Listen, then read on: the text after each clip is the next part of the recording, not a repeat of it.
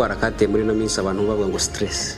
Umuntu wese ahakorera ngo afite ka stress, akazi ni kenshi, ariko natekereza nkamwe mureberera u Rwanda imijugujugu batera igihugu, nkabaza nese muhangana gute naho ka stress ni iki kibaruhura.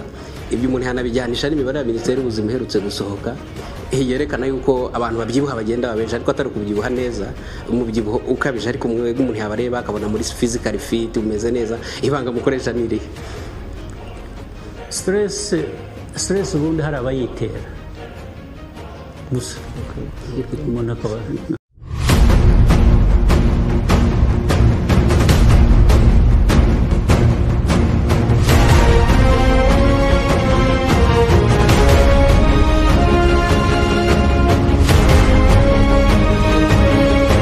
hari akarwara kateye muri no minsi abantu bavuga ngo stress.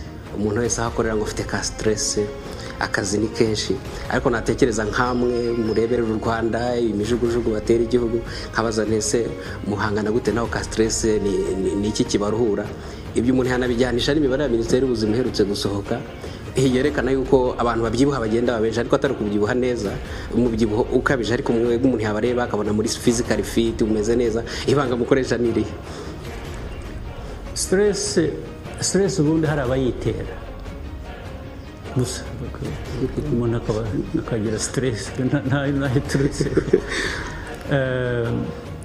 Abafite akazi, abantu bafite akazi, ibyo nibyo akazi, abantu benshi bagomba kuba bafite akazi. Hari ubwo nyambigira ikiganiro nkabwira nk'abantu tuganira ibikwiye kuba byarakozwe, ibyo tuganira uburyo bw'akazi, abaza iki byarakozwe ntibyakozwe, bagatangira kumbwira ko bihanganire ntibyakozwe, baribagiwe cyangwa byagenze bityo, bafite imvugo ndende. Ntabaze ariko se ko mbona buri gihe koko muba muri ku kazi ndetse mutaruhuka, bikanakugaragaraho ko wakoze, hanyuma ni ibihe wakoze byatumye udakora ibi ngibi kandi nibwiraga ko ibi ari byo byangombwa bibanza. Ubwo bikakwereka ngo kugaragara ko ukora ntabwo bivuze ko ukora cyangwa se ntibivuze ko ukora ibyo ukwiye kuba ukora. Ahenshi rero naho stress ituruka. Nese mubigenza gute? Uko umuntu abigenza, ufite inshingano zawe, uko zisumbana ukwiye kuba uzi, ugahera kuri ibyo byo hejuru. Naho iyo ugiye gufata ugafata icyo nta musaruro, ariko uvanamo stress. Ariko iyo ukora ibintu iki ndetse wakigeraho kikakugora, ukabona ko nta bundi buryo, ukaba ugishyize uruhande gake ugashaka icyangombwa, ibyangombwa byari bibuze, ukajya ku bindi, ugakomeza ukaza gusubira kuri bya bindi niba habonetse.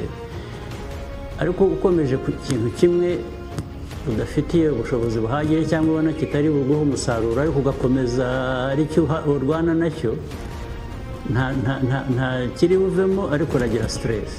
Ariko iyo bihaye umwanya kugira ngo bigende neza, uko bigenda bisumbana, kunaniye cyangwa ibyo utashoboye ukagishyira uruhande gato, ugakora ikindi, ukagerageza ikindi, ukagera aho ukigeza, ukabishyira ku murongo, nta stress nyinshi ivamo. Icya kabiri, hari icyo ubona cyavuye mu bikorwa, ariko hari ibindi rero birwanya stress. Icya mbere ni siporo. Siporo iyo ari yo yose, hari abo kugenda gusa, ukagenda ibirometero bingahe kugira ngo umubiri wawe amaraso agende neza, ibihaha byawe bikore neza, hari uburyo bwinshi. Bene siporo zitandukanye rero, kubaka umubiri wawe, bibona abantu baterura ibyuma cyangwa iki, iyo ubikoresheje neza bikomeza muscles z'umubiri, inyama z'umubiri.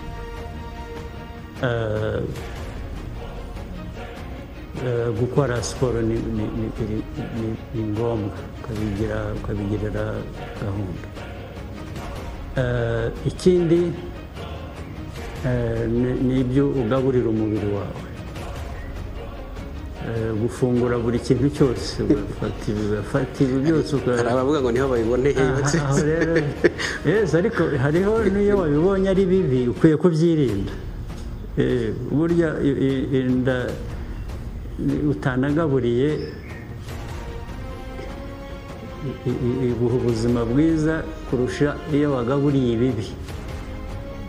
Mu gihe ushyizemo ibintu bibi mu mubiri bikugiraho ingaruka byanze bikunze. Ibyo abantu bafungura rero bagaburira umubiri wabo nabyo abantu bakwiye kuba ni nko guhitamo.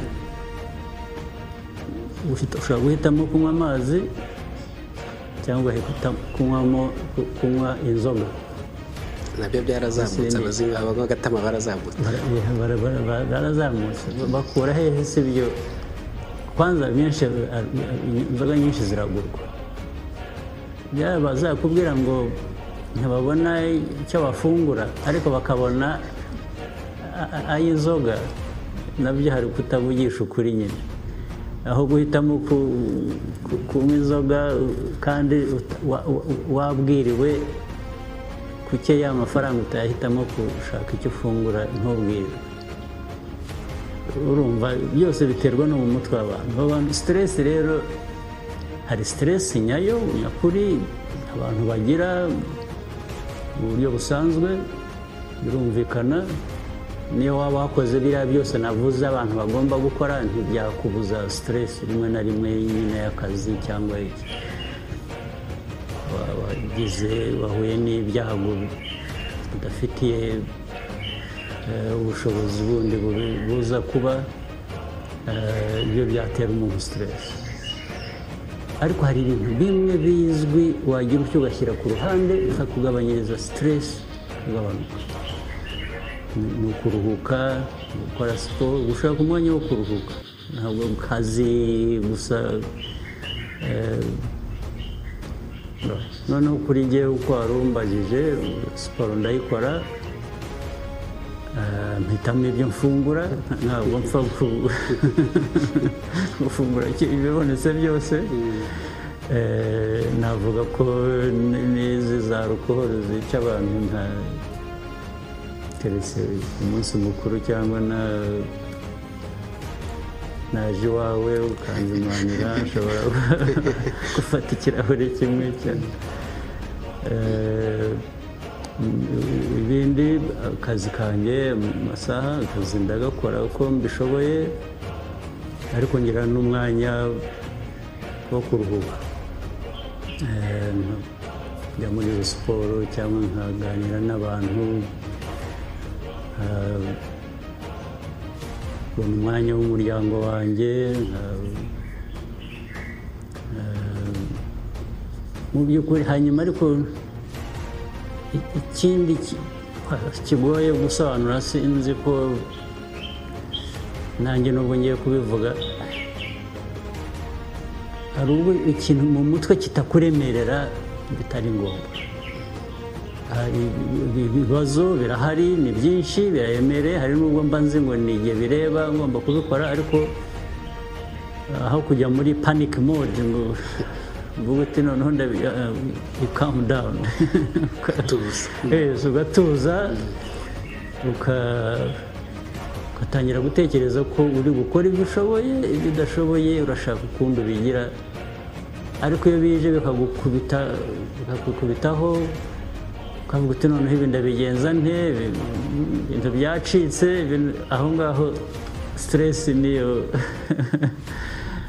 ijya mu mutwe wawe, noneho igatuma n'ibindi byose bikugeraho ingaruka.